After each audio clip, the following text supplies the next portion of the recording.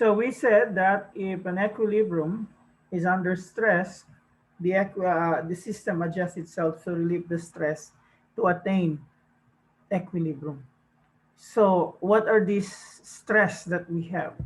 So the one that we have here is, let's say, the concentration.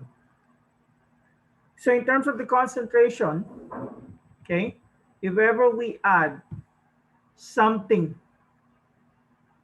the system adjusts itself in such a way that the added species will be utilized favoring the direction of the reaction where it's going to be used. So kapag nag-add ka ng ammonia dito, ang mangyayari, magagamit yung ammonia, so nagpe-favor yung backward reaction. And since nagpe-favor yung backward reaction, you expect yung concentration ng nitrogen at hydrogen na mag-i-increase. And this can be seen here. So kapag in-add mo yung ammonia, tingnan mo ano nangyari initially. Nabawasan siya kasi nag-favor yung backward reaction. So sa pagbawas niya, yung concentration ng hydrogen at nitrogen nag-increase. Okay? So nag-favor backward yung reaction, nag-produce ng mas maraming nitrogen at hydrogen in terms of the concentration. Now, if ever we have the stress being the concentration, so what usually happens is whenever you add something to it, it's going to favor the reaction that will utilize it. If you're going to remove a species, it's going to favor the reaction that will replace the other species. So balik tayo dun sa example dito. Kapag nirelease natin yung ammonia, niremove natin yung ammonia. So what happened? The forward reaction will be favored to replace the thing. And this knowledge that they have is the one that helped Haber to develop the process of synthesizing ammonia from nitrogen and hydrogen at high temperature and pressure. So ano yung ginawa niya? He devised a way that when ammonia is produced, is going to remove ammonia right away. So ano mangyayari? The reaction will always be favoring the forward reaction. So pagka-produce ng ammonia, tanggal agad. So ang nangyayari, yung system, magpro-produce yung ammonia. Kasi pag hindi mo tinanggal, okay, maiipon yung ammonia in such a way, magpe-favor na yung backward reaction. So yung knowledge na yan, tinake advantage nila to produce ammonia. And they're using it in industry. Okay? So the way that you need to remember the effect of the concentration here is anytime that you increase something, let's say you increase the products, it favors the backward reaction or shift the equilibrium to the left. And if you're going to decrease the product, okay, it's going to favor the forward reaction to replace the one that was removed.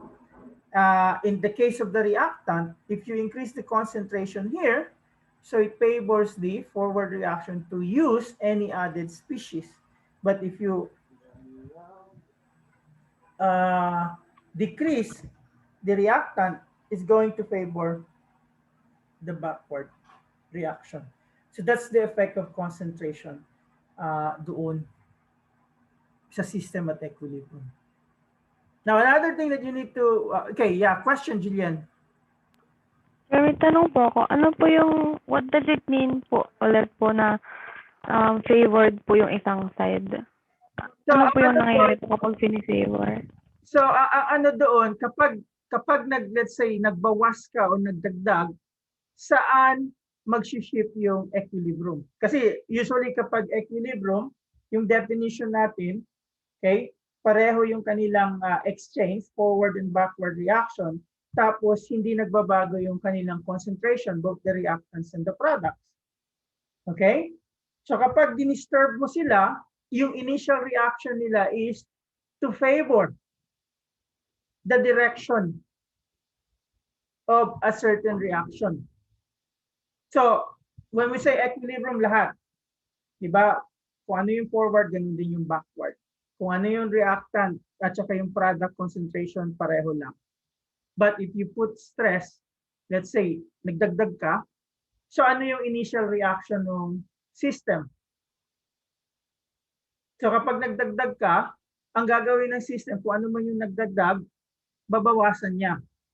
So ano mangyayari? Kung dagdagdag ka dito, alin reaction ang magpe-favor? Yung backward or forward? Anyone? Let's say nagdagdag ka either ng C or ng D. So anong gagawin ng reaction? Kailangan siyang bawasan. So pag binawas siya, magpe-favor yung backward or mag-shift yung equilibrium to the left. Okay? So left, right. So dito yung left, ito yung right. Why? Kasi gagamitin niya yung nadagdagan. So the example that we have here is here.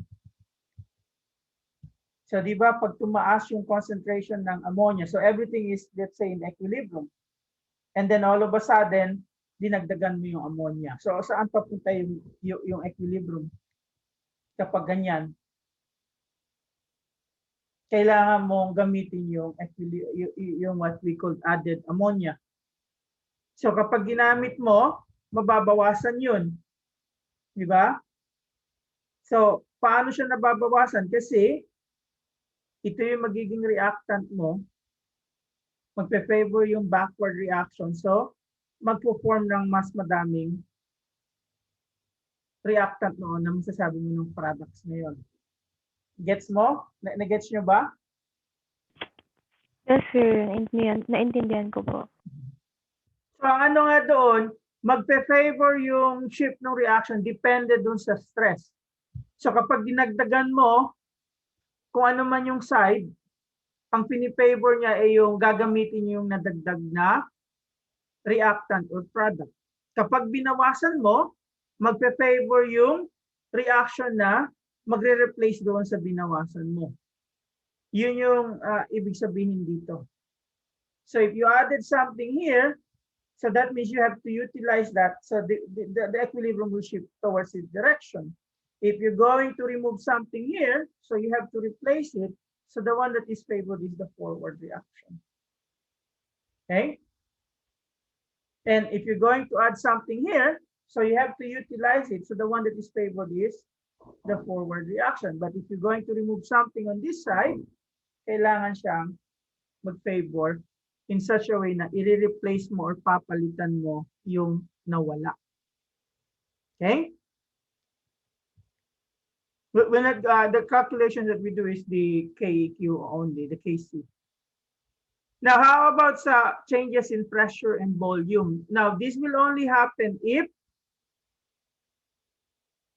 you have an unequal reactants and product.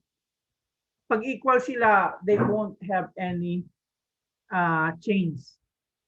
Okay? So, anong relationship ng dalawa? Volume and pressure. How are they related? Anyone?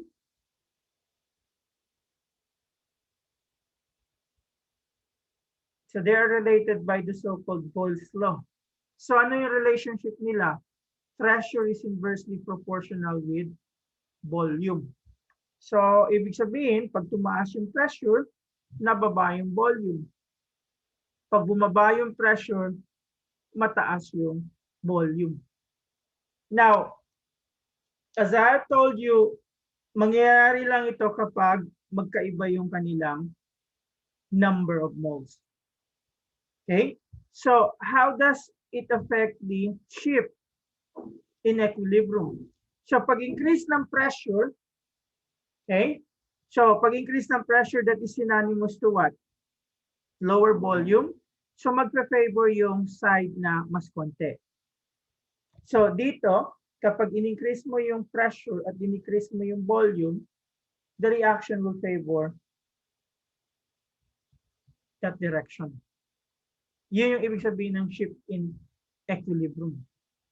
Okay? Kasi mas less yung volume niya eh. Tinaas mo yung pressure, mas less yung volume.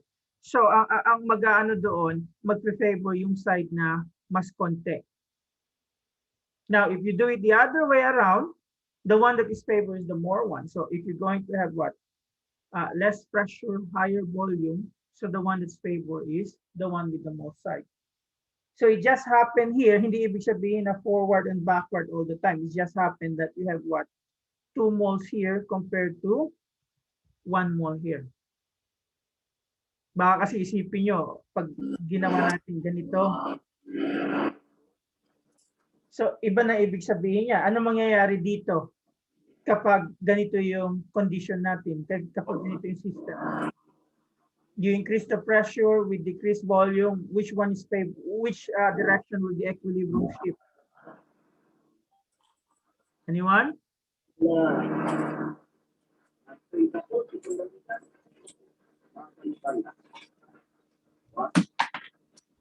So kapag ganito, yung system, you the pressure and decrease the volume, anong direction siya mag-shift? Forward, backward, left, right?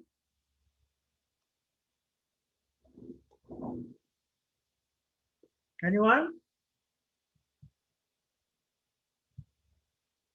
So kapag ganito, nag-increase ang pressure, decrease yung volume, magpe-favor yung backward kasi mas konti yung reactant compared doon sa product. Okay? So you always look at alin side yung mas madami, alin side Sa Amerika siya ngayon. Okay?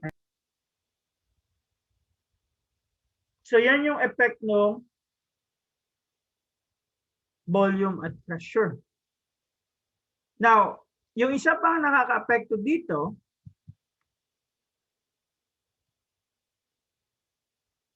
ay yung temperature. Now here, you have to consider what? Nasaan yung heat? Okay? So when we say exo, ang sabi ko sa inyo dati, exit heat. When we say endo, enter heat. So if you're going to look at this, pwede natin sabihin na ganito yung reaction dito. Samantalang dito, so yung delta dyan, yan yung heat. So paano mo malalaman yung effect ng temperature sa heat? You treat it as either a reactant or product. Okay? So kapag tumaas yung temperature, anong ibig sabihin nun? Anong mangyayari dito sa heat na to kapag tumaas yung temperature? Tataas din siya. So pag tataas siya, alin yung magpe-favor? Yung forward o yung backward reaction? Anyone?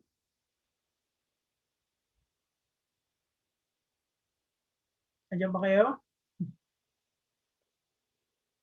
So kapag tumaas to, gaya ng pagtaas ng concentration, magpe-favor yung backward.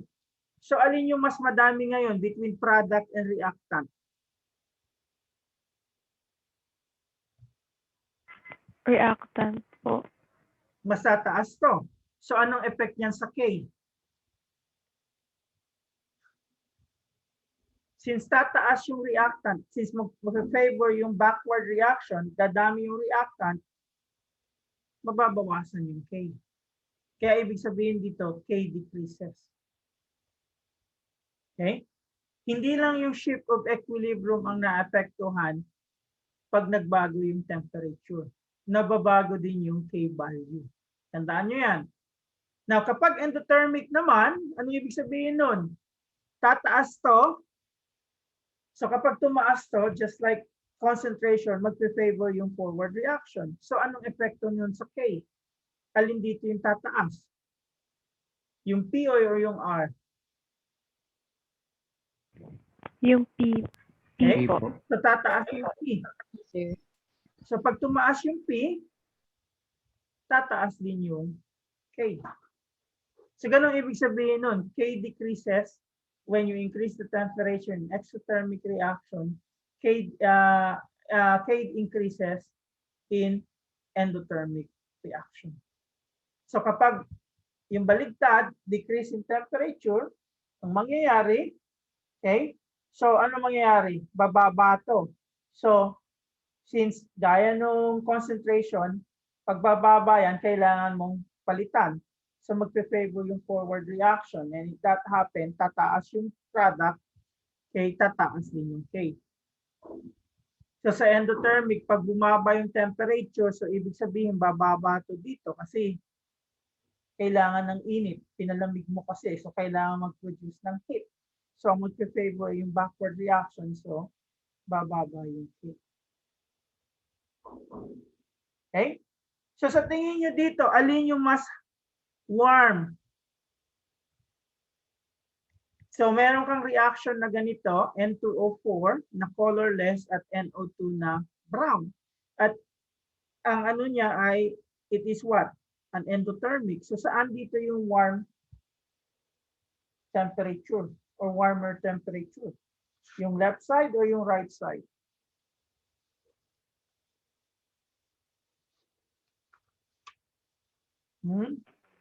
Right po.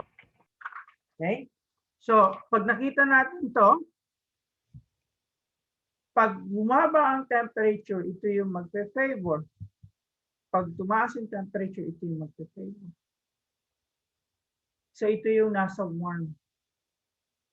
Because it's an endothermic here, so pag ininit mo, mas magpe-favor yung forward reaction, mas magpo-form ng maraming NO2.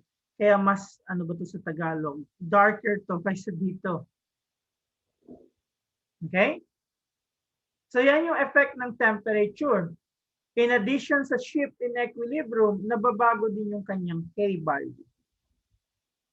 Now, last but not the least is the catalyst.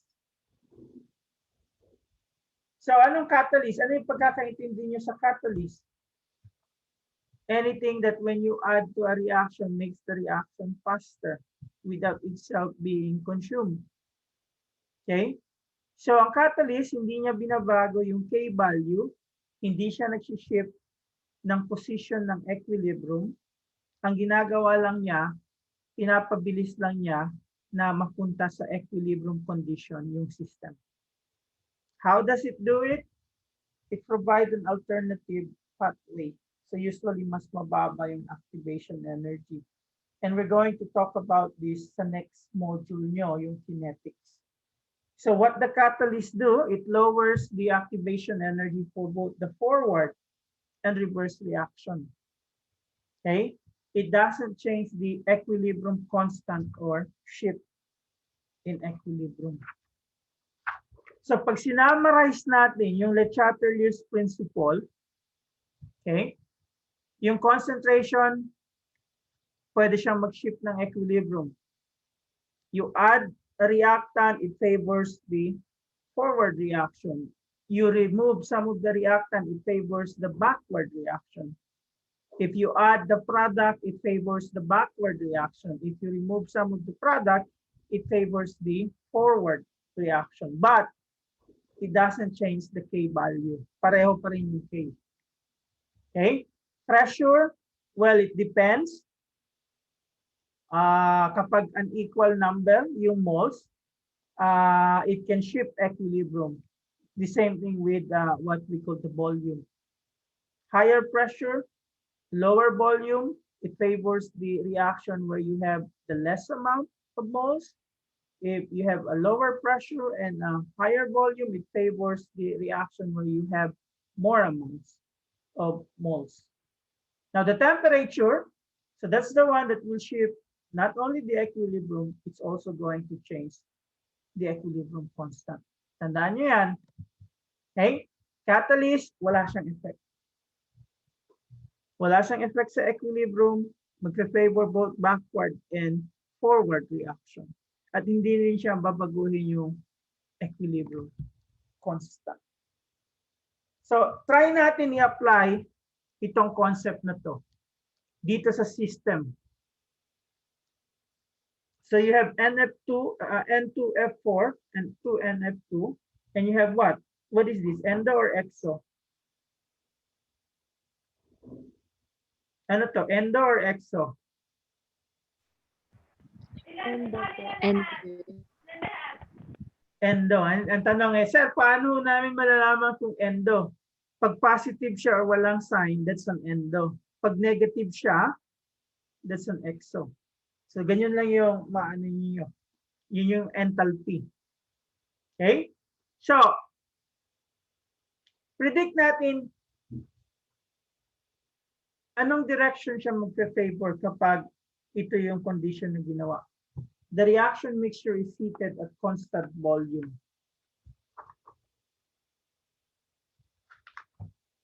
So what will happen? Will it favor the forward, the backward reaction, or it will not change? Sir, yung forward reaction po ba? Okay? So when it is heated, this is an endo, so ibig sabihin nandito yung heat, no? So ibig sabihin kapag hinit mo tataas yan, so magfe-favor yung forward reaction. Nagets nyo ba yung iba? yes, sir. Yes po. Okay. Now, the second one, some N2F4 gas is removed from the reacting mixture at constant temperature and volume. So, ibig sabihin, nabawasan to. So, alin ang magpe-favor ngayon? Sir, yung backward po. Okay. So, the one that is favored is the backward. So, siguro, in addition to that, let's look at the effect ng stress na to sa concentration ng NF2. So, balik tayo sa part A. So, ano mangyayari sa NF2 concentration dito? Tataas ba siya or bababa? When we Tataas po, sir. heating. So, since the forward reaction is favored, so ibig sabihin, magpo-produce ka ng mas madaming NF2. Now, how about here? Anong effect ng removal of N2F4 sa concentration ng NF2? Pababa po, sir. Okay? So since the backward reaction is favored, ibig sabihin may-utilize yung NF2. So ganun yung mga multiple choice question kung ako yung magtatanong.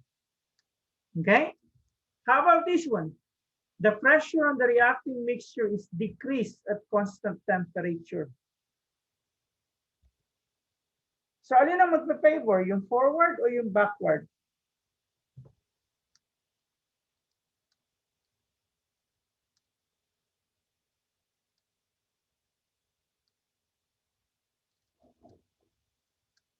So magdi-decrease yung pressure. So, yung ano po, yung sa 2NF po. Ha? Yung sa product po. Product po. Yung product na magpo-form. Okay? So when we say decrease in pressure, so ibig sabihin, magfe-favor yung mas madaming side. Right? So ang shift niya is from left to right or product. From the reactant to the product. So anong effect sa NF2? What increase? Increase or decrease? Sir, increase po. Increase. And last but not the least, yung catalyst. So anong effect ng catalyst? Usually, wala. Forward. Okay? The catalyst will have no effect. Pabibilisin niya yung direction ng both sides, but walang maapektuhan. It will not affect the concentration and it will not affect the shift in equilibrium. So yan yung maaring tanong na ibibigay sa inyo. Now, ito yung tanong ko, may calculation ba sa mga quizzes nyo?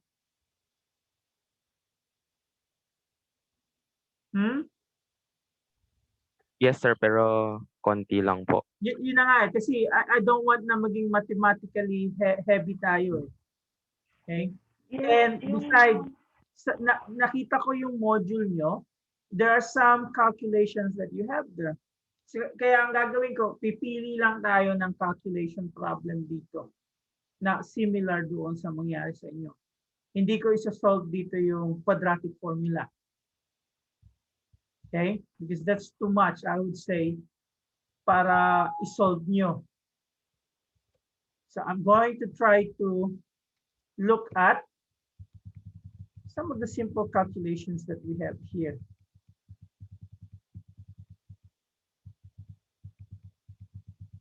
Yung simple lang. So maybe this one.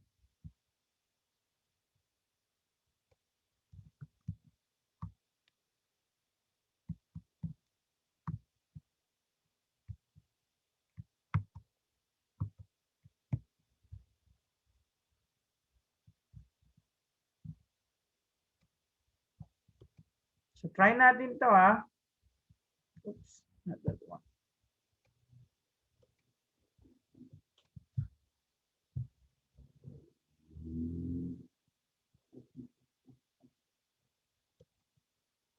So paano natin isosolve to? So this is, I think, a pretty straightforward problem. So sabi dito, the following equilibrium process has been studied at 230 degrees Celsius. So you have this reaction, 2NO, reacting with oxygen to produce 2NO2.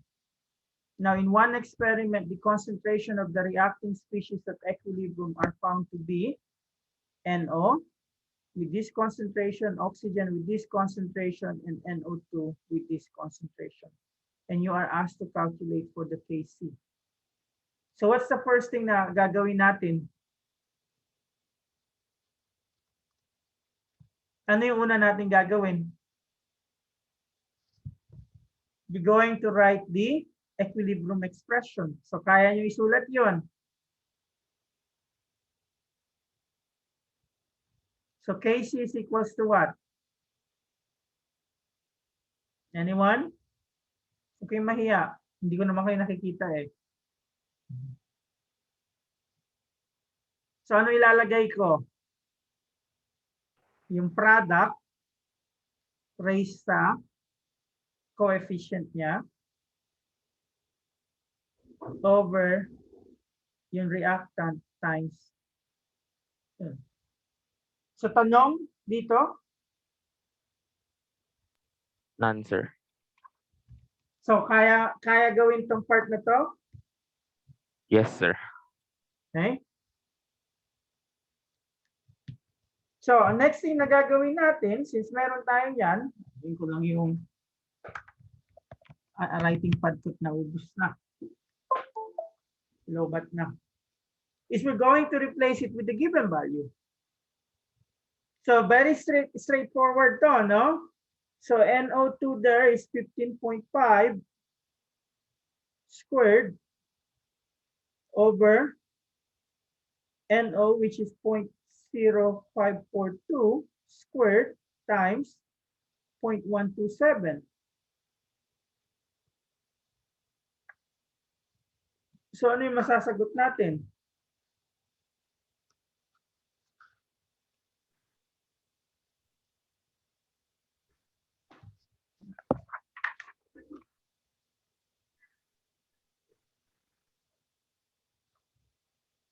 Anyone? May calculate ba kayo? Okay, so you have 600. 6,000, itong 64,000. So the way that you're going to put it is, paano natin isusulat yan in exponential form? Oops. 6.44 times 10 to the, ilang ano yun? Movement. 1, 2, Negative 5. 4, 5. Positive 5, right? Positive, sir. Kasi malaki eh. So yan yung sagot. Now, anong interpretasyon natin dito? Alin yung mas madami, yung product or reactant? Yung product po. Yung product. So ibig sabihin, for every 1 part ng reactant, yan, ganong kadami yung product. 6,000. Oh no, I don't think it's 6,000. Okay, I think it's 65,000 if I'm not mistaken. Okay. 643,000. So I just what we could put this in exponential form. So it's really 644,000 Right? Yes po. So, kaya yung problem na ganito? Yes, sir. Yes po. Yes po. Chicken ba? Chicken pa yung problem, hindi pa kayo yung chicken. So, let's try another one. Ito. So, this time, KP naman. Okay? So, the way that we're going to do, you're given the KP the reaction, tapos binigay sa inyo yung KP value, and then binigay yung partial pressure ng dalawang species. And you are asked for the third species. So the first thing that you're going to do is write the equilibrium expression. So paano natin susulat to? KP is equals to what? Partial pressure of PCl3 times partial pressure of Cl2 divided by partial pressure of PCl5. Right? Tanong? Kung paano ko sinulat to? None, sir. None. Okay? And then what you're going to do is fill up. So meron ito, given ito, and this is the one that you're looking for. That's the question mark. Right? So pwede nyong i-rearrange yan in such a way, iiwanan nyo yung side na to. So you will only have to do that by multiplying both sides by this. So pag minultiply mo yan, ang mangyayari yung KP mo, magkakaroon ng PCl5 over PCl3.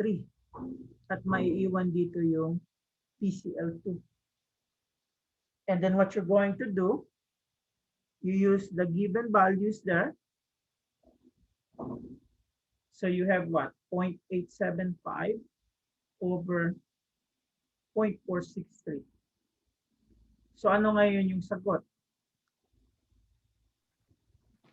1.98434 po. Okay. So ang guide nyo kung gaano kadami, kung ano yung significant figures ng given, yun din yung significant figures ng answer nyo. So you have 3 here, and then 3 here, and then 3 here. So yung final answer nyo, i-round up nyo sa tatlong significant figures. Klaro ba? Kaya? Kaya po. Yes, sir. Masyado ba tawag dito? Madali. Hindi ko kasi Sir, alam okay na po yun. Okay na okay. Hindi ko kasi alam anong level ng ng Chem 18. Okay? Because this is my first time to teach back sa UPLB. Okay? So hindi ko alam ano ba to 16, 17 nung time na nagtuturo ako diyan. So we'll see. But I'm not going to make it more complicated as the one that we do in a typical general chemistry. So medyo ito siguro yung a little bit challenging. Okay? Kasi nasanay ako dito na walang madali. Kahit anuhin mo na dito, ibigay mo na lahat, nahihirapan pa rin sila. Okay? Kasi nung nagtuturo ako diyan, nung estudyante ako diyan, pag sinabing madali, ibig sabihin kayang-kayang gawin. Okay? At sabi nila, pag UP daw, there's no such thing as hard question. Hindi lang nag-aral yung estudyante kaya hindi niya nasagot. I don't know if that statement's still true until now. Okay? So let's try to do this one. Why is this challenging? Because you are asked to get from the KC, the KC value to the KP value. Okay? Nagamit ba kayo ng, ano bang tawag dito, proctoring software during your quiz?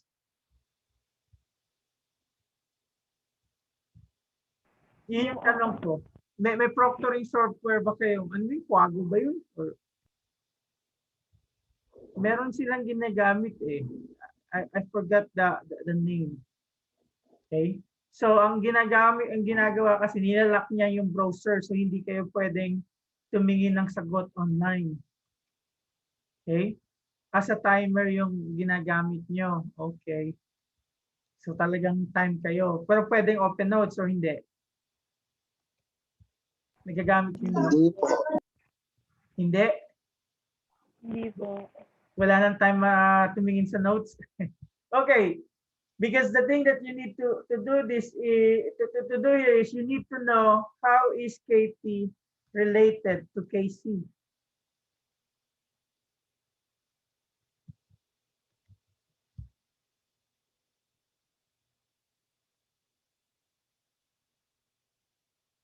Ano na software kung nag-change ka ng browser. Okay? So how is this related? So based on our lecture last time, KP is equals to what? Ayan. KC,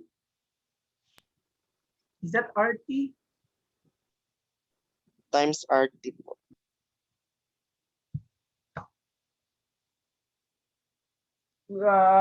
Raised to delta N. Am I right? Yes po. So ngayon, alin yung given? Ang given ay ito. This one is the one that is given. KP equals to KC. And the one that's being asked is KP. So it's a little bit straightforward. Ilagay mo yung 10.5.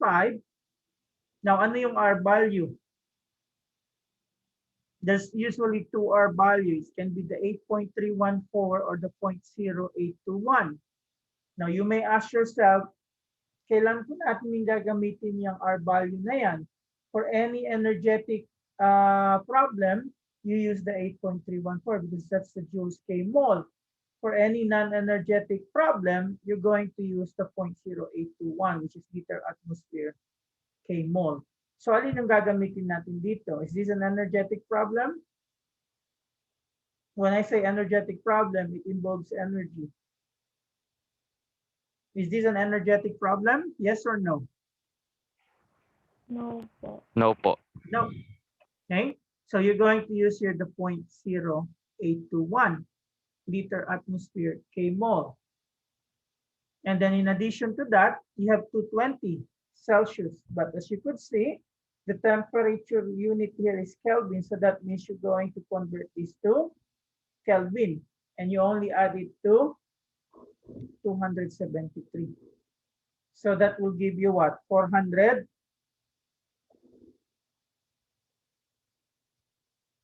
Tama ba? Now, the question is, what is N? Ano yung N value?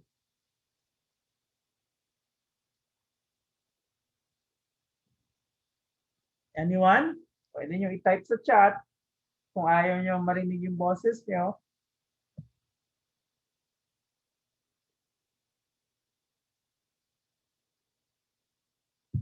Ano? Ano yung delta N? So, ilan yung nasa product? Ilan yung nasa reactant? So, ilan yung sa product? Anong number? 1. Kasi walang nakasulat, so ibig sabihin that's 1. And in the reactant, it is what? Walang nakasulat dito, so that's 1 plus 2, that's 3. So that means this is 1 minus 3, giving you negative 2.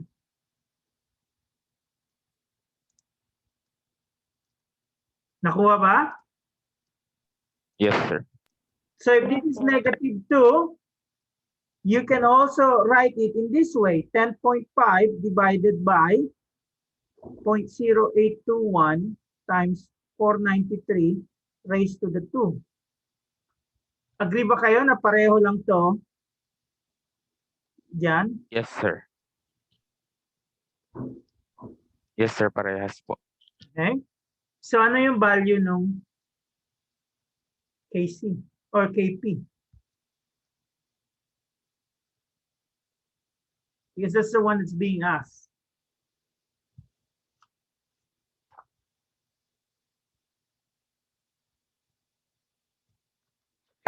$3.05 po pa, sir. 3.05. Times 10 raised to negative 4. Yung iba, may iba bang sagot?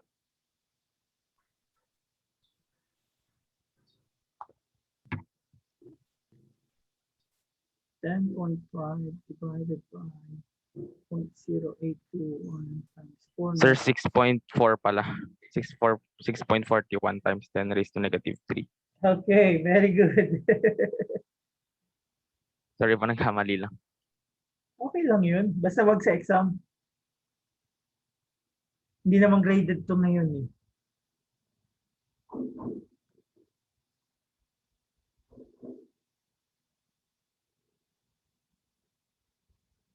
Now, itong gusto kong tingnan nyo. So balik tayo dito. Pwede ba natin gunin yung KC dito?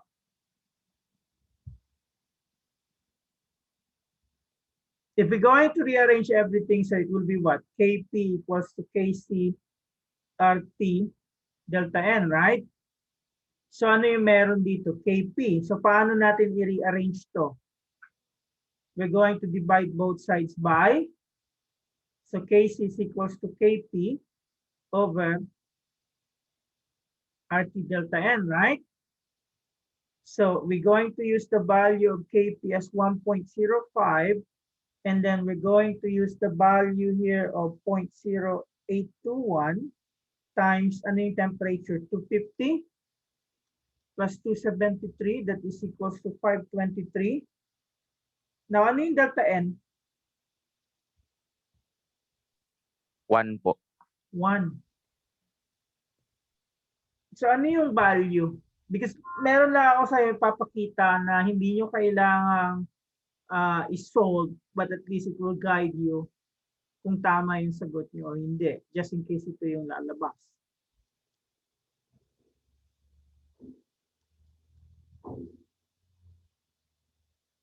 So, ano yung value nyo? 2.46 times 10 raised to negative 2 pa, sir. Okay?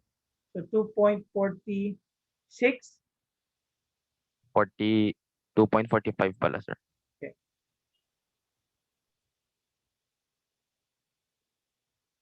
So,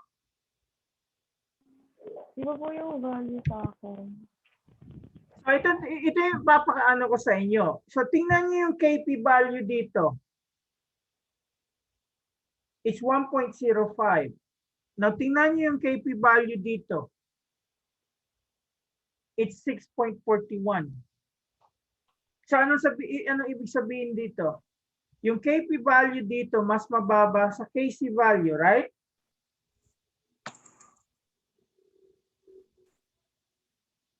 Tama ba? Tama ba yung ano ko dito? Mathematical statement? Yes. Kp value is less than the Kc Yes, sir. value. And then here, what can you say? Kp value is higher than Kc. Because remember, alam natin na kailan mag-ano to? Mag-i-equal? Kp is equals to Kc when you have Kapag pantay yung reactant at product. Now, if that's the case, ano masasabi nyo dito? When is Kp greater than Kc? Tingnan nyo.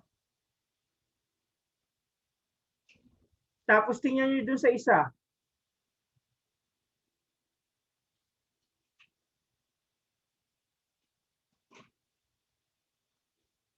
May nakuha ba kayong conclusion? sir, pag ano po ba? Pag mas marami yung product. Mas mataas yung Kp. You just look at the P. So, ibig sabihin, okay, pag mababa yung Kp kaysa Kc, mas madami yung reactant or mas konti yung Kp. Pag mas mataas ang Kp doon sa Kc, ibig sabihin, mas madami yung product. Kasi may mga questions na ganun sa exam eh, na minsan iisahin, yung isosolve mo pa siya, but you can have a shortcut. So pwede kayong bigyan ng different reaction. Which of the following has this condition? So pwedeng Kp equals to Kc. So all you need to do is they have the same number on both sides. So pag sinabing Kp is greater than Kc, so all you need to do is the one that has more products is the one that has a higher Kp. If it Kp less than Kc, okay, then you could say that the one that is more is the reactant. Gets nyo ba yun? Sir, Yes, sir. So, kung mataas ang Kp kaysa sa Kc, ibig sabihin mas maraming product. Kapag mababa yung Kp kaysa sa Kc, ibig sabihin mas maraming reactant. Kapag ang Kp ay pareho sa Kc, pareho yung number ng product sa reactant. Yan lang yung overall message na gusto kong malaman nyo. Kasi if I'd be the one to give the exam, ganun yung mga question ko. At maraming nadadali sa mga estudyante ko dito sa Tate. And they will say, you didn't discuss that during your class. Okay? Nahanap pa ako ng problem. But we're not going to use the ice one. So maybe this one. So mag-solve tayo ng problem na tinatawag na heterogeneous. So ano ngayon yung role ng mga heterogeneous, we could say, species. So paano natin isosolve yung Kp dito tsaka Kc? So how do we write Kp? Ano yung Kp expression dito? Anyone?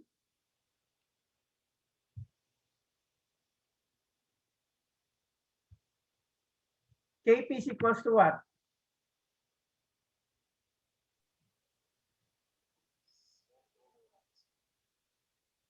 Anyone? Leo Jeb? JC? Anong Kp dito? Partial pressure of CO2. May iba pa ba?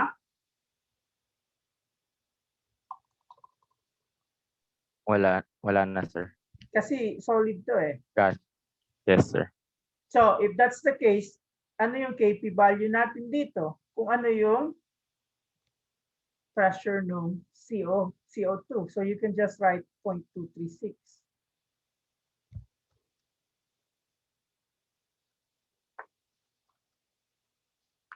Na kung hindi nyo alam, baka isulat nyo yung iba, tapos sasabihin nyo, oh, ano yung value ng mga yon? So it's already obvious na hindi sila given kasi constant sila at hindi sila kasama sa expression. Now, we have the Kp. How are we going to write the Kc? So again, we go to this one. Now, ano yung delta N?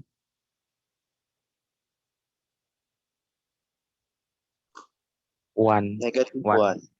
1. 1. Now, my question is, paano nyo nakuha yung 1? Is it because it's 2 minus 1 or 1 minus 0? Kasi pareho sila magbibigay ng 1 eh. Pero kailangan kong i-check kung naintindihan nyo kung paano nakuha itong 1 na to. Sir, 1 minus 0 po. Okay? So, convinced ba kayo na 1 minus 0? Because sabihin nyo, oh, di po ba yung delta N difference ng product with reactant, which is right. And then sabihin nyo, di po ba pareho itong products at ito yung reactant, which gives you this one. But the rule is, kung ano yung nilagay mo sa expression, yun lang yung kasama doon sa delta N. Klaro ba tayo doon? Yes po. Yes, sir. Kaya ang sagot yung 1 galing sa 1 minus 0, hindi sa 2 minus 1. Kasi pareho silang 1 eh. I just want it to be clear. Baka kasi isipin, oh, 1 yun kasi 2 minus 1 is 1, right? 2 minus 1 is 1. Pero hindi nga dahil dito kasi hindi ito kasama sa expression. So sinasama lang natin dun sa delta n kung alin yung nasa expression. And now we have that. We can put Kp equals to Kc and then RT delta n. Since the one that we have is Kp, we're going to divide both sides by this. Now, ito yung tanong ko. Ano sa tingin niyo yung relationship ng Kp sa Kc dito? Based doon sa sinabi ko sa inyo sa previous slide. Will Kp be higher or lower than Kc? Tingnan natin kung natutunan niyo yun. Bago natin sagutin. AP will be higher, sir. KP is higher, sir. Aba iba. So, ang conclusion natin, Kp is higher dahil mas marami tayong product kaysa sa reactant. So, let's see. Kung tama yung sagot ko, kung mali, babalik ko yung PhD degree ko. Okay? So, we have this, cancel out. So, yung Kc mo ngayon is equals to Kp, which is 0.236 divided by 0.0821 times, ano yung temperature dito? 800. So 800 times, 800 plus 273, so 1,073 raised to the 1. So ano yung sagot?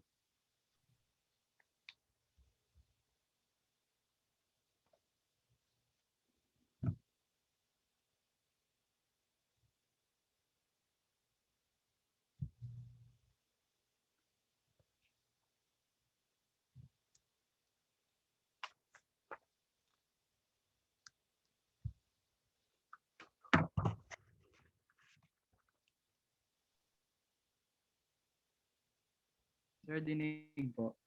Hmm? Ano po? 2.68 times 10 raised to negative 3. May iba bang sagot? So tama ba tong ano natin? Guess? So we have what? 0.236 and that's higher than 2.68 times 10 to the negative 3. So yung knowledge na yun, guide lang sa inyo kung tama yung ginagawa ninyo.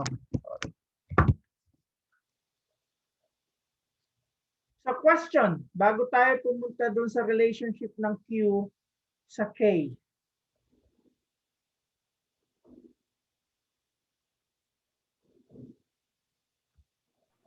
Wala na po. Yung mga recordings, ipopost ko yun after na ng quiz ninyo. Baka kasi malito kayo, sabihin nyo kasama yun sa exam. So I just want to be what we call safe. So dito tayo. So sabi dito, sa start ng reaction, merong the given concentrations N2H2 at NH3 sa 3.5 liters reaction vessel at 375. Now, yung equilibrium constant is given as 1.2. So you have to decide whether the system is at equilibrium. So if not, you're going to predict which way the reaction will proceed to achieve equilibrium. So itong way na to, ang mangyayari dito is you just get the Q. And Q is just like your K, which is, if we're going to express it, equals to NH3 squared over N2 times H2 raised to the 3.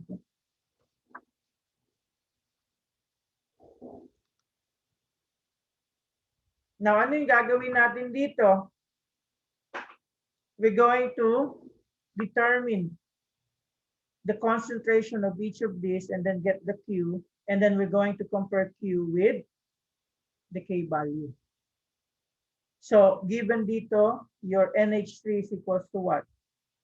6.42 times 10 to the negative 4 moles, but you have to divide it with 3.50 liters. Ganun din yung N2. You have 0.249 moles divided by 3.50 liters. And then yung H2 mo, which is 3.21 times 10 to the negative 2 divided by 3.50 liters. And this is to the 3. So ano yung makukuha yung value dyan? Pag pinerform nyo yung calculation.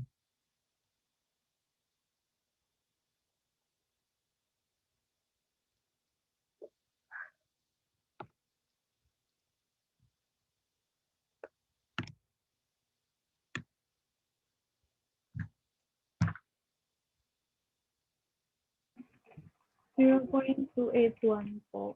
Ano po ako? 0. Ay, wait. Di ko po pala nalagyan na exponent. Medyo mahaba yan.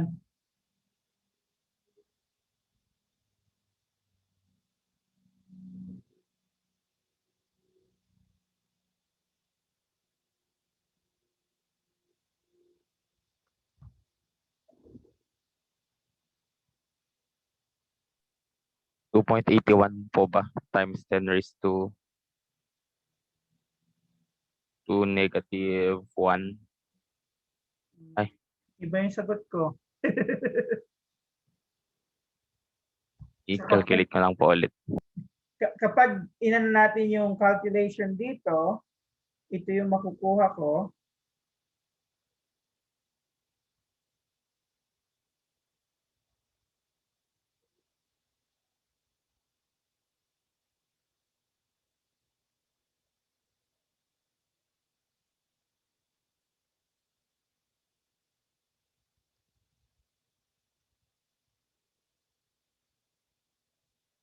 So maybe by dyan, mas madali na. Ano yung Q? 0.61. 0.6. 61. Ano pa yung next? Kailangan ko Three. tatlo. Is it 1, 1? 3, sir. Oh, 3.613. Now, ano ibig sabihin nito? Anong relationship ng dalawa?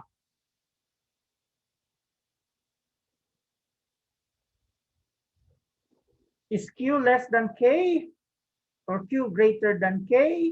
So you have 1.2 and 0.613. So this is like this.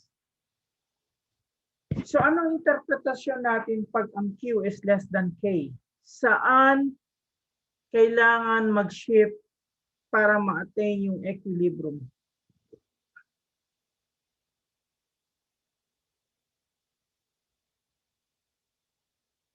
Sir, sa ano po ba? Sa reactant. Reactant side po ba? Okay? So ibig sabihin nito, since Q is less than K, ang guiding nyo dito ay yung slide na to. Okay? So ito yun.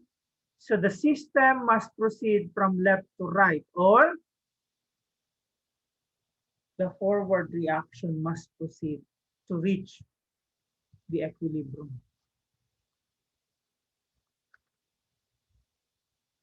Kuha ba?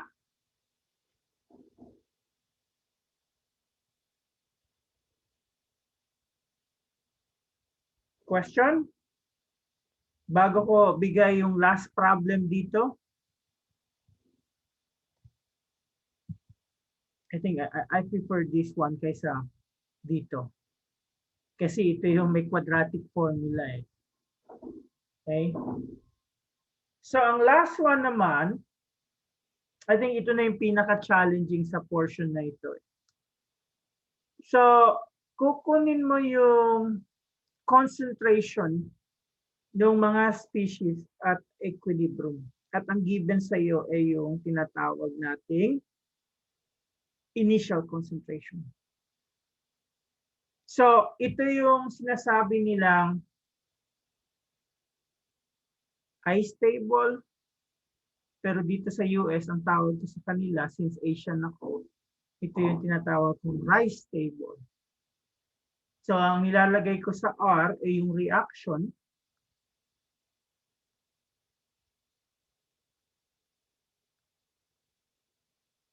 Tapos yung I ay yung initial concentration. So, in this case, ang initial concentration mo ay yung reactant lang, which is 0.5 mole. 0.5 mole. You have to divide it with 10 liter. Do you have anything here? The answer is none. Kasi wala naman binigay. So you can assume that it's 0. Okay? Now, ano yung C?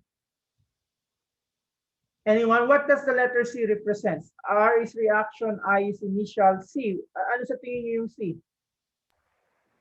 Concentration po. Ha? Concentration ba? Concentration. Yan ba ang C dito? Change po. Yan yung changes. So ano nangyari dito? You have to let X as the change.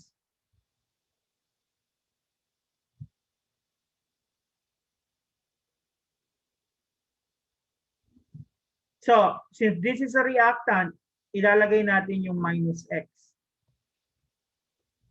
Now, kapag merong coefficient number dito, let's say 2, and then mag-aano tayo dito ng minus 2x. So, dito sa product, ano ilalagay natin?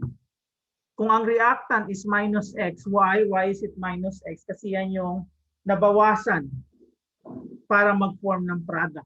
So, ano ilalagay nating x dito sa product? Plus X. plus X po. Plus 2x. Plus x. Sabi ko sa inyo, kapag meron Plus kang 2x. coefficient dito, ilagay mo yun. Okay? Now, ano naman yung E? What does it represent? Hindi yan Elmer, okay? E is your equilibrium.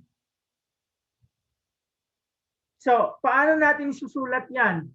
We just bring down yung initial tsaka change. So if you have here, so that's 0.500 divided by 1, that's 0.500 minus x. And this is 0.500 minus x. And this one, 0 plus 2x is what? 2x. Kaya? So parang sinabi mo lang, oh, i-add lang natin lahat yan para mapunta ka dun sa equilibrium. I-add mo yung initial tsaka yung changes. Now, anong gagawin natin? I-write natin yung expression. So Kc is equals to what in this expression? 2x. Bago natin ilagay yun, ilagay muna natin yung expression dito, hi squared over h2 times i2. And then i-replace natin kung ano yun. So tama yung sinabi niya that this is 2x and then squared over 0.5 minus x times 0.5 minus x. Nakakapalo ba kayo? Yes, Ano sir. yung KC? Ano yung KC dito? Ito. Bigay, oh.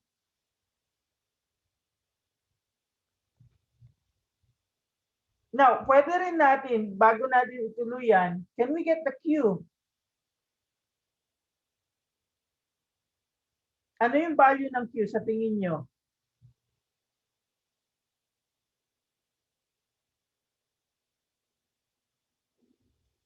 Hello?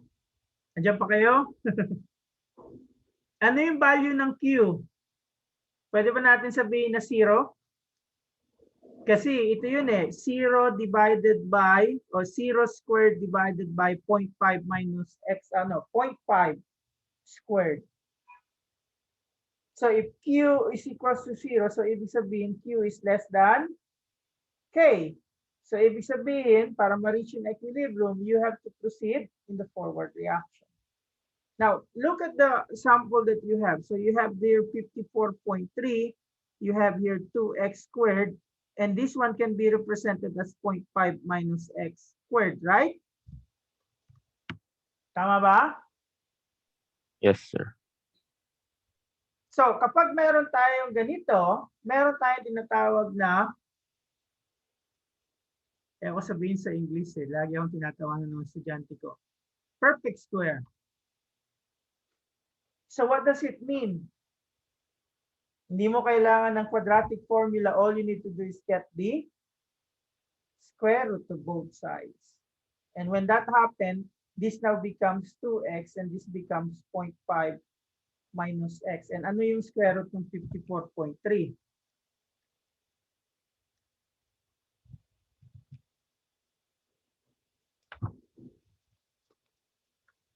Ano yung square root ng 54.3?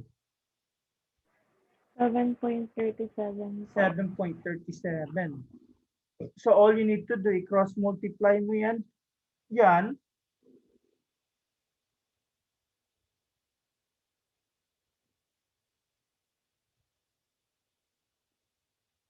And then you solve for x.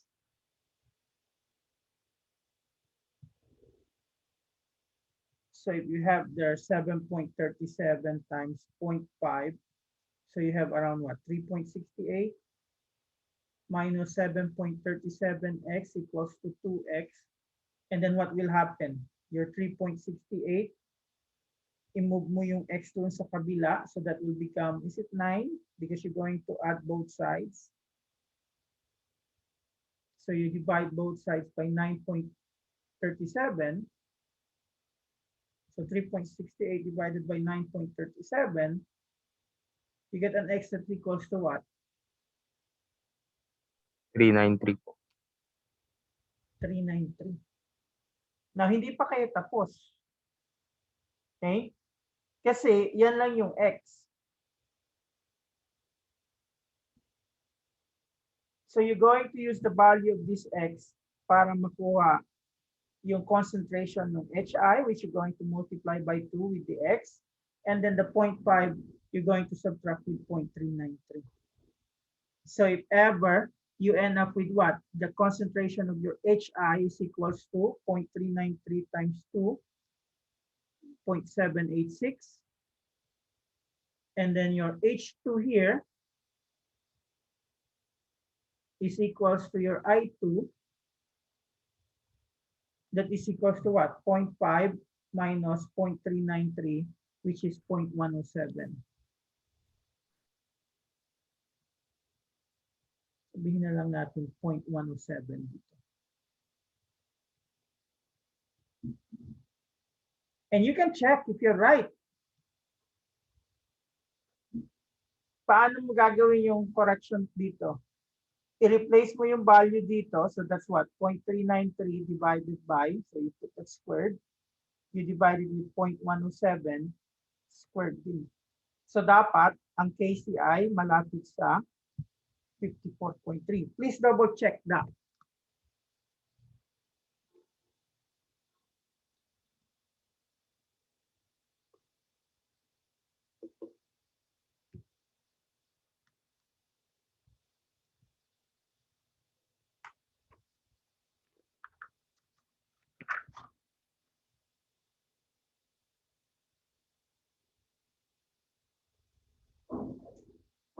Tama ba?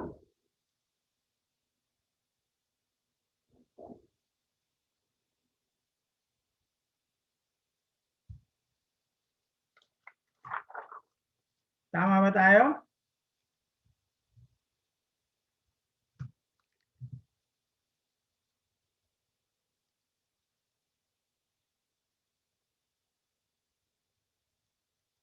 Point 393 squared divided by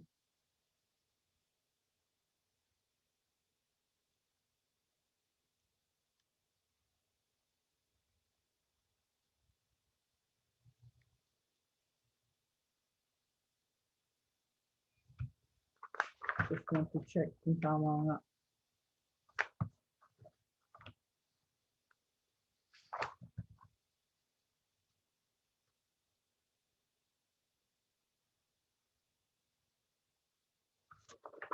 Hindi siya 393, okay?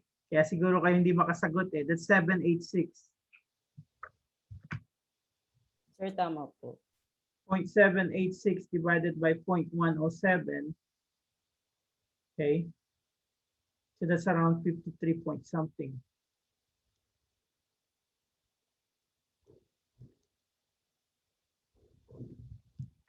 Mali yung paglagay kong 393. It's this one, 0.786. So tanong, bago tayo pumunta sa acid,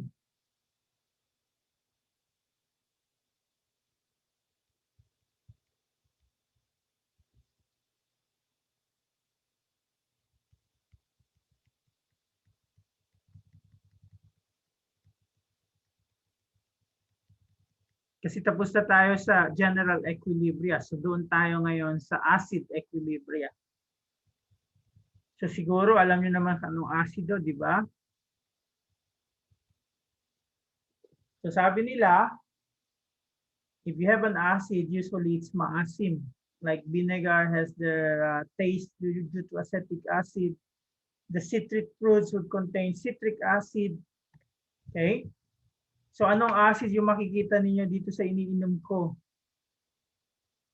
I don't know kung meron sa Pinas nito.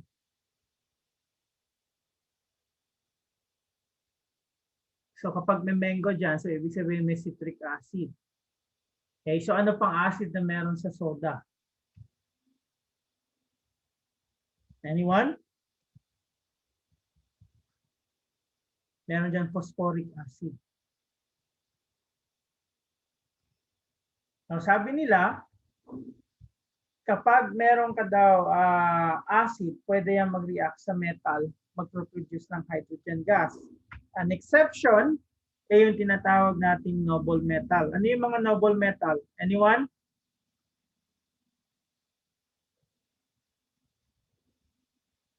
Ito yun. Uso pa ba yun dyan? Yung nilalagay yung mga alahas sa suka o di kaya doon sa mga kalamansi. Kasi ang mangyari doon, kapag gold siya, hindi magre-react yung gold metal doon sa suka o di kaya doon sa kalamansi, yung juices doon. Pero kapag peke, magre-react siya, magproduce siya ng hydrogen gas. Kaya siya tinawag na noble metals because they don't react with the acid. Okay, yung acids also, when they react with carbonate and bicarbonate, they produce CO2. Yung bases naman, mapait yung panlasa niya, madulas, kagaya ng mga sabon. Okay, so there are many, we could say, definitions of acids and bases. So we could say, start tayo doon sa nagsimula sa lahat, si Arrhenius. So PhD proposal niya, yung acid is anything that produce H3O plus when added in water, at yung bases ay yung nagpo-produce ng hydroxide. So ang problema, lahat ng bases doon ay yung merong ng hydroxide. So you cannot consider ammonia as Arrhenius base. And then later on, Bronsted and Lorry, Johannes Bronsted and we could say Thomas Lorry, expanded the definition of an acid base. So ang definition nila ng acid, yung nagdodonate ng proton o yung H+. Yung definition nila ng base, yung natanggap ng H+. Yung definition nila dito ay yung tinatawag na conjugate acid base at ito yung pag-aaralan natin dito. So if you have here an acids and a base, all you need to do, i-monitor mo lang sino nagbibigay at sino natanggap ng H+. So between the two here, pag nakita nyo sa reaction, itong H2O nawala ng H+, so ibig sabihin binigay niya yung H+ niya o yung proton doon sa NH3.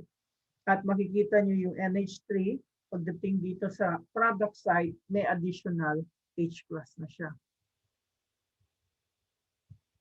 So ang tawag natin dito, itong acid na to, kapag binigay na nyo yung H+ niya, yung nag-form yung tinatawag na conjugate base. Now yung base, kapag natanggap niya yung H+, ang nagpo-form naman ay yung conjugate acid. So ang difference ng dalawa, yung acid tsaka conjugate base is 1 less H plus. Yung base at conjugate acid, 1 more H plus. Or we could just say the acid is always what? 1 H plus more.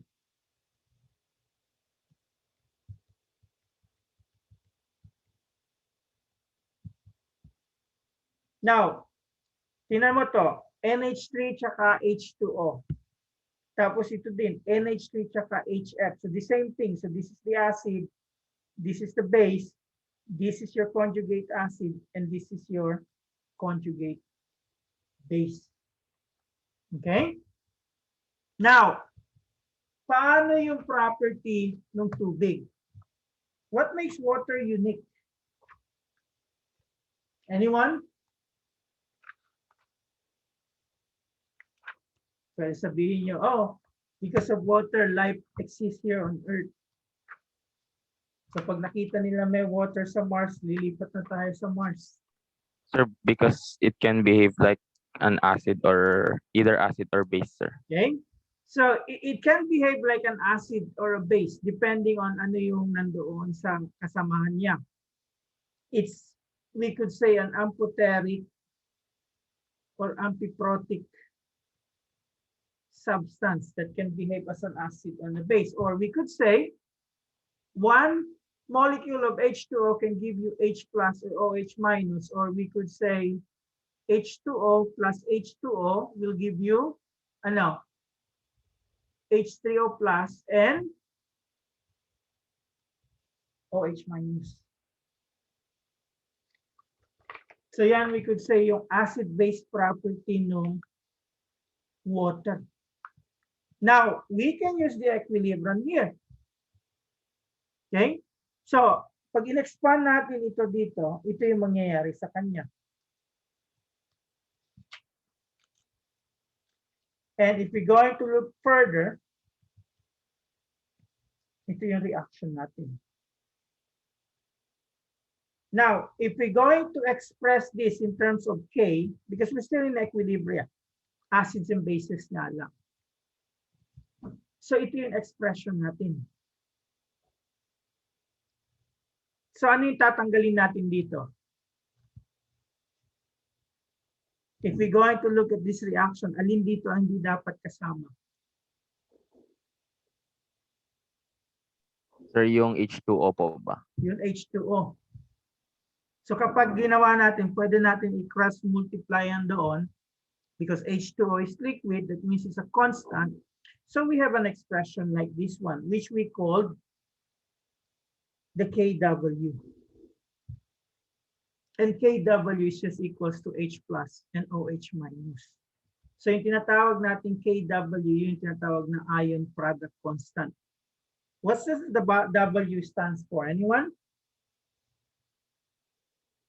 Ano sa tingin nyo yung ibig sabihin ng W dyan? Sir, Water po. Water. And usually it has a value.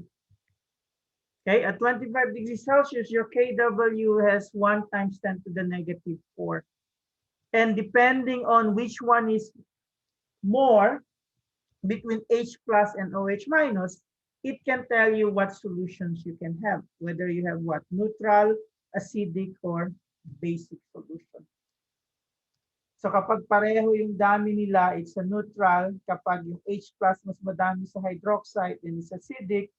Kapag H plus is less than or hydroxide or mas maraming hydroxide, it is what we call basic.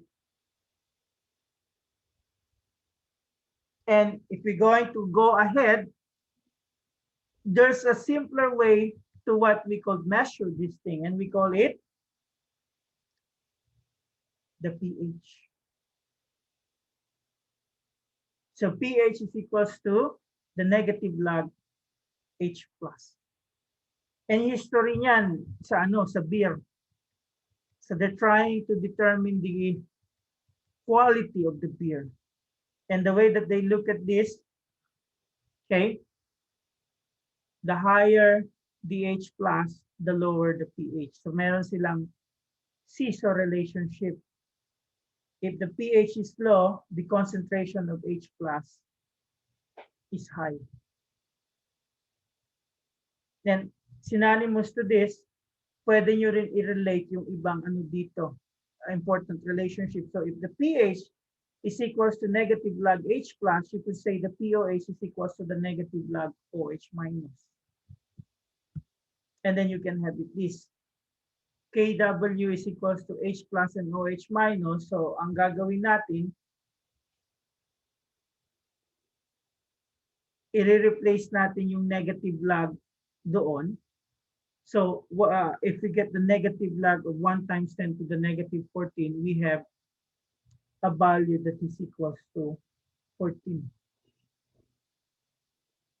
And if we're going to look at the relationship between pH and POH, when we add them, that is equals to 14. Okay? So, ito yung common pH value. So you see here, gastric juices in the stomach is around 1 to 2. Okay?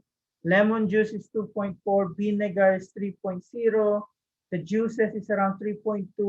What can you say about the food that we eat? It's always what? Acidic, right? Kaya di ba kapag marami tayong nakain, ano nangyayari sa atin? Sometimes it's too much acid, hyperacidity. Minsan na-empacho tayo. Okay? So yan yung relationship to, we could say, H plus doon sa OH. Now, this is useful kapag meron tayong tinatawag na strong acid. How do we define strong acid? Anyone?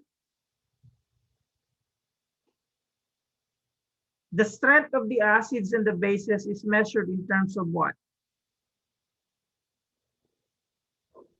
Sir, pH level. Is it pH level? Because I can have a pH equals to 1 of both HCl and acetic acid, but only one of them is strong. Sa electrolytes po, sir. Electrolyte. So when we're talking about strong acids, there are strong electrolytes. Ang basis yan ito. It's 100% dissociation. So if you have a strong acids or strong base, anong ibig sabihin yan? Look at the reaction. It's just like the name of the bond. One direction. So anong ibig sabihin yun? Magdi-dissociate siya 100%. So mahihiwalay siya 100%. Okay, so that is true for strong acids and strong base. Ano yung na dito? But the weak acids, what can you say? Look at the reaction. If you have a weak electrolyte, there's usually a double direction reaction. So weak acids and weak base are like that. So to a certain extent, only a portion of them dissociate. So ano yung ibig sabihin na major species natin kapag meron tayong weak acid? It's still DHX. Kasi hindi naman lahat magiging H plus and X minus, only some extent. Unlike if you have strong acid, you don't see any HX at the end. What you see is an H plus and an X minus. So ang pag-aaralan natin sa kasunod, how do we get the pH of strong acid, strong base, and weak acid and weak base? Madali sa strong acids tsaka sa strong base. Whatever is the concentration of them, all you need to do is what? So if it's a 0.1 HCl, so all you need to do is get the pH equals to negative log 0.1, because the HCl will dissociate to give you 0.1 molar H plus and 0.1 molar Cl minus. So you can see right away the H plus. But in terms of the weak acid, what will happen? And the weak base? Meron tayong tinatawag na equilibrium. So that's the one that we're going to discuss next week, like this one. So this is still what we call equilibrium, but we don't have time anymore and we will continue that. So question, before we call it a day, because kailangan ko pa maghanda din sa kasunod eh. Handa na ba kayo sa module ano nyo, yung quiz ba yun or long exam? Sir, pwede pong pa-request na i-post yung recorded videos before. Yeah, I'm going to post it after nung ano nyo, yung by siguro by we will not meet on Thursday, you know that, right? Hindi tayo magmi-meet sa Thursday dahil dun sa exam nyo. So by that time, I'm going to post the links to the recorded video. Sa YouTube siya makikita.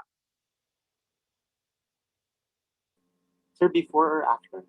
After nung ano, para hindi kayo magulo. Kasi yung iba baka sabihin, oh, kasama ba to sa exam? So I just want to be safe. And that by that time, you will also have the problem set posted. Kasi ayaw ko lang kayong malito, lalo na yung ibang hindi na-attend. So question. May tanong?